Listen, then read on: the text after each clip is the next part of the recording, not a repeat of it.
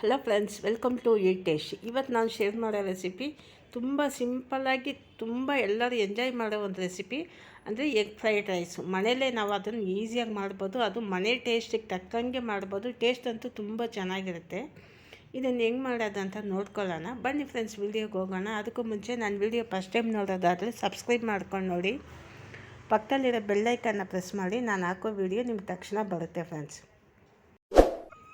ನಾವು ಯಾವಾಗಲೂ ಒಂದೇ ಥರ ಎಗ್ ಫ್ರೈಡ್ ರೈಸ್ ತಿನ್ನೋದಕ್ಕಿಂತ ಡಿಫ್ರೆಂಟಾಗಿ ನಾವು ಮನೆ ಟೇಸ್ಟಲ್ಲಿ ತಿನ್ಬೋದು. ಯಾಕಂದರೆ ಇದು ತುಂಬ ಟೇಸ್ಟು ಚೆನ್ನಾಗಿರುತ್ತೆ. ಇನ್ನೊಂದು ನಾವು ಈಸಿಯಾಗಿ ಮಾಡ್ಬೋದು. ಇದಕ್ಕೆ ಸೋಯಾ ಸಾಸು ಮತ್ತು ಕ್ಯಾಪ್ಸಿಕಮ್ ಇದೆಲ್ಲ ಬೇಕನ್ನೋ ಅವಶ್ಯಕತೆ ಇಲ್ಲ. ಕ್ಯಾಪ್ಸಿಕಮ್ ಇದ್ದರೆ ಮಾಡ್ಕೋಬೋದು, ಇಲ್ಲ ಅಂದರೆ ನಾವು ಹಂಗೆ ಮಾಡ್ಕೋಬೋದು. ಬನ್ನಿ ಫ್ರೆಂಡ್ಸ್, ವೀಡಿಯೋಗೆ ಹೋಗೋಣ. ನಾನು ಒಂದು ದೊಡ್ಡ ಅಗಲವಾಗಿರೋ ಕಡಾಯಿ ಇಟ್ಟಿದ್ದೀನಿ. ಇದಕ್ಕೆ ಅದೇ ಬೇಕಾಗಿರೋದು. ಅಗಲವಾಗಿರೋ ಪಾತ್ರೆ ಇದ್ರೇ ಚೆನ್ನಾಗಿರೋದು. ಒಂದು ಕಬ್ಬಿಣದ್ದು ಇಡ್ಬೋದು, ಇಲ್ಲಾಂದರೆ ಈ ತಲಾ ಗಟ್ಟಿ ಇರೋ ಬಾಣಲಿ ಅಂದರೆ ಕಲ್ಕತ್ತಾ ಬಾಣಲಿ ಅಂತಾರೆ ಇದನ್ನು ಇಟ್ಕೊಂಡು ನೀವು ಮಾಡ್ಕೋಬೋದು. ಯಾಕಂದರೆ ನಾವು ಅದನ್ನು ಇದು ಫ್ರೈಡ್ ರೈಸ್ ತಾನೇ, ಎಣ್ಣೆಯಲ್ಲಿ ಚೆನ್ನಾಗಿ ಫ್ರೈ ಮಾಡಬೇಕು. ರೈಸು ಚೆನ್ನಾಗಿ ಫ್ರೈ ಆಗಬೇಕಂದ್ರೆ ಅದಕ್ಕೆ ಕಲ್ಸೋಕ್ಕೆ ಬಾಣಲಿ ಚೆನ್ನಾಗಿರಬೇಕು. ಅಂಥ ಬಾಣಲಿ ಇದ್ದರೆ ನಿಮಗೆ ಫ್ರೈಡ್ ರೈಸ್ ತುಂಬ ಚೆನ್ನಾಗಿ ಬರುತ್ತೆ. ಇದು ಅಗಲವಾಗಿದೆ, ಧಾರಾಳವಾಗಿ 1 kg ಅಕ್ಕಿ ಹಿಡಿಯೋಷ್ಟಿದೆ. ಆದರೆ ನಾನು ಇವತ್ತು ಅರ್ಧ kgಗೂ ಕಡಿಮೆನೇ ಅಕ್ಕಿ ಇಟ್ಟಿದ್ದೀನಿ. ಫಸ್ಟು ಎಣ್ಣೆ ಹಾಕಿ, ಧಾರಾಳವಾಗಿ ಎಣ್ಣೆ ಹಾಕಿ, ಎಣ್ಣೆ ಕಾದಿದ ತಕ್ಷಣ ಕಡಲೆಬೇಳೆ ಉದ್ದಿನಬೇಳೆ ಹಾಕಿದೆ. ಅದು ಒಂದು 70% ಫ್ರೈ ಆದರೆ ಸಾಕು, ತುಂಬ ಸೀರಿಸೋದೆಲ್ಲ ಬೇಕಿಲ್ಲ. ಆಮೇಲೆ ಈರುಳ್ಳಿ ಒಂದು 200 ಗ್ರಾಮ್ ಈರುಳ್ಳಿ ಕಟ್ ಮಾಡಿ ಹಾಕಿದ್ದೀನಿ ನಾನು. ಇದಕ್ಕೆ ಕ್ಯಾಪ್ಸಿಕಮ್ ಇದ್ದರೆ ಇವಾಗ ನೀವು ಸೇರಿಸ್ಕೋಬೋದು. ಅದು ಅರ್ಧ ಈರುಳ್ಳಿ ಫ್ರೈ ಆದಮೇಲೆ ನಾನು ಸೇರಿಸೋದು. ಇದ್ದರೆ ಸೇರಿಸ್ಕೋಬೋದು, ಇಲ್ಲ ಅಂದರೆ ಬರೀ ಈರುಳ್ಳಿನೇ ಸಾಕು. ಮತ್ತು ಎಳೆಕೋಸಿದ್ರು ಸೇರಿಸ್ಕೋಬೋದು. ಈಗ ಏನೂ ಇಲ್ಲೇ ನಾವು ಮನೇಲಿರೋದು ಸಾಮಾನು ಏನೇನಿದೆಯೋ ಅದನ್ನಿಟ್ಟು ಮಾಡೋ ಎಗ್ ಫ್ರೈಡ್ ರೈಸ್ ಇದು ತುಂಬ ಚೆನ್ನಾಗಿರುತ್ತೆ. ಈಗ ನಾನು ಈರುಳ್ಳಿ ಫ್ರೈ ಆಗೋಕ್ಕೆ ಒಂದು ಸ್ವಲ್ಪ ಉಪ್ಪು ಸೇರಿಸಿದ್ದೀನಿ. ಅದಾದಮೇಲೆ ಒಂದು 5 ಹಸಿಮೆಣಸಿನ್ಕಾಯಿ ಸಣ್ಣ ಸಣ್ಣ ಪೀಸಾಗಿ ಕಟ್ ಮಾಡಿದ್ದೀನಿ ಉದ್ದುದ್ದಕ್ಕೆ. ಇದು ಚೆನ್ನಾಗಿ ಫ್ರೈ ಆಗಲಿ. ಕರಿಬೇವು ಒಂದು ಸ್ವಲ್ಪ ಸೇರಿಸ್ಕೊಳ್ಳಿ. ಮತ್ತು ಈರುಳ್ಳಿ ತುಂಬ ಸೀರಿಸ್ಬೇಕು ಅನ್ನೋದು ಏನಿಲ್ಲ, ಒಂದು 70% ಫ್ರೈ ಆದರೆ ಸಾಕು. ಈಗ ಒಂದು 50% ಫ್ರೈ ಆಗಿದೆ. ಒಂದು ಅರ್ಧ ಸ್ಪೂನು ಶುಂಠಿ ಬೆಳ್ಳುಳ್ಳಿ ಪೇಸ್ಟು ಇದನ್ನು ಸೇರಿಸಿ ಚೆನ್ನಾಗಿ ಫ್ರೈ ಮಾಡ್ಕೊಳ್ಳಿ. ಇದು ಚೆನ್ನಾಗಿ ಬಾಡಿಸ್ಕೋಬೇಕು, ಹಸಿ ವಾಸನೆ ಇಲ್ಲದೆ ಬಾಡಿಸ್ಕೋಬೇಕು. ನಾನು ಒಂದು ಕಡೆ ಅನ್ನ ಮಾಡಿ ಇಟ್ಟಿದ್ದೀನಿ. ಒಂದು 300 - 400 ಗ್ರಾಮ್ ಅಕ್ಕಿ, ಅರ್ಧ kg ಹಾಕಿಲ್ಲ. ನಮ್ಗೆ 4 ಜನಕ್ಕೆ ಸಾಕು. ಅದು ಒಂದು ಸ್ವಲ್ಪ ಫ್ಯಾನ್ ಗಾಳಿ ಕೆಳಗಡೆ ಇಟ್ಟಿದ್ದೀನಿ. ಅದು ಬಿಡಿ ಬಿಡಿಯಾಗಿ ಇರಬೇಕು ಅನ್ನ ಅಂತ.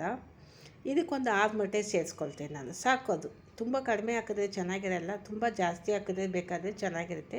ನಾನು ಮೀಡಿಯಮಾಗಿ ಹಾಕ್ತೀನಿ. 4 ಜನಕ್ಕೆ ಬೇಕಾಗಿರೋದು ಒಂದು 6 ಮೊಟ್ಟೆ ಹಾಕ್ತೀನಿ. ಈಗ ಈರುಳ್ಳಿ ಒಂದು 70% ಫ್ರೈ ಆದರೆ ಸಾಕು, ತುಂಬ ಫ್ರೈ ಆಗಬೇಕನ್ನೋ ಅವಶ್ಯಕತೆ ಏನಿಲ್ಲ.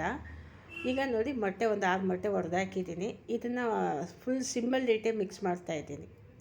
ಎಣ್ಣೆ ಒಂದು ಸ್ವಲ್ಪ ಹಾಕ್ಕೊಳ್ಳಿ ಧಾರಾಳವಾಗಿ, ಯಾಕಂದರೆ ಬಾಣಲಿಯಲ್ಲಿ ಅಂಟಿದ್ರೆ ಅದು ಅಷ್ಟೊಂದು ಚೆನ್ನಾಗಿ ಬರೋಲ್ಲ. ಯಾಕಂದರೆ ಇದು ಫ್ರೈಡ್ ರೈಸ್ ಅಂದರೆ ಎಣ್ಣೆ ಜಾಸ್ತಿನೇ ಬೇಕು. ಇದಕ್ಕೆ ನಾನು 150 ಗ್ರಾಮ್ ಎಣ್ಣೆ ಸೇರಿಸಿದ್ದೀನಿ ಇವತ್ತು. ಒಂದು ಸ್ವಲ್ಪ ಅರಿಶಿನ ಪುಡಿ ಸೇರಿಸ್ಕೊಳ್ಳಿ, ಮೊಟ್ಟೆ ಕೌಚ್ ಬರೋಲ್ಲ. ಈಗ ಅರಿಶಿನ ಪುಡಿನೂ ಸೇರಿಸಿ ಎಲ್ಲ ಚೆನ್ನಾಗಿ ಮಿಕ್ಸ್ ಮಾಡ್ಕೊಳ್ಳಿ. ಈಗ ಮೊಟ್ಟೆ ಬಂದು ಚೆನ್ನಾಗಿ ಫ್ರೈ ಆಗಬೇಕು ಅನ್ನೋದು ಏನಿಲ್ಲ, ಒಂದು 50% ಫ್ರೈ ಆದರೆ ಸಾಕು.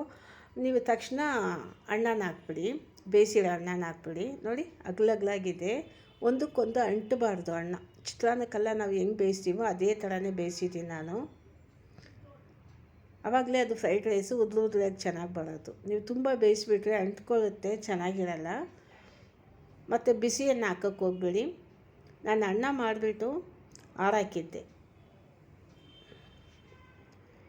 ಈಗ ಚೆನ್ನಾಗಿ ಮಿಕ್ಸ್ ಮಾಡಿ, ಸಿಮ್ಮಲ್ಲಿಟ್ಟೆ ಮಿಕ್ಸ್ ಮಾಡಿ. ಅನ್ನ ಒಡೆಯಲ್ಲ, ಯಾಕಂದರೆ ನಾವು ಚೆನ್ನಾಗಿ ಎಣ್ಣೆ 1 ಸ್ಪೂನ್ ಹಾಕಿ ನಾನು ಅದನ್ನು ಮಾಡಿದ್ದೀನಿ ಅಣ್ಣನ. ಅದರಿಂದ ನೀವು ಏನು ಮಾಡೋಕ್ಕೆ ಹೋಗ್ಬೇಡಿ, ಏನೂ ಆಗೋಲ್ಲ. ಇದಕ್ಕೆ ರುಚಿಗೆ ತಕ್ಕಷ್ಟು ಉಪ್ಪು ಸೇರಿಸ್ಕೊಂಡೆ, ಗರಂ ಮಸಾಲ ಪೌಡ್ರು 1 ಸ್ಪೂನ್ ಸೇರಿಸಿದ್ದೀನಿ. ಇದನ್ನು ಚೆನ್ನಾಗಿ ಈಗ ಮಿಕ್ಸ್ ಮಾಡ್ಕೊಳ್ಳಿ. ಅನ್ನ ಒಡೆಯಲ್ಲ, ಯಾಕಂದರೆ ಬಾಸುಮತಿ ಅಂದ್ರೇ ಒಡೆಯೋದು. ಇದು ಇಂಡಿಯಾ ಗೇಟ್ ಸೋನಾ ಮಸೂರಿ ಒಡೆಯಲ್ಲ.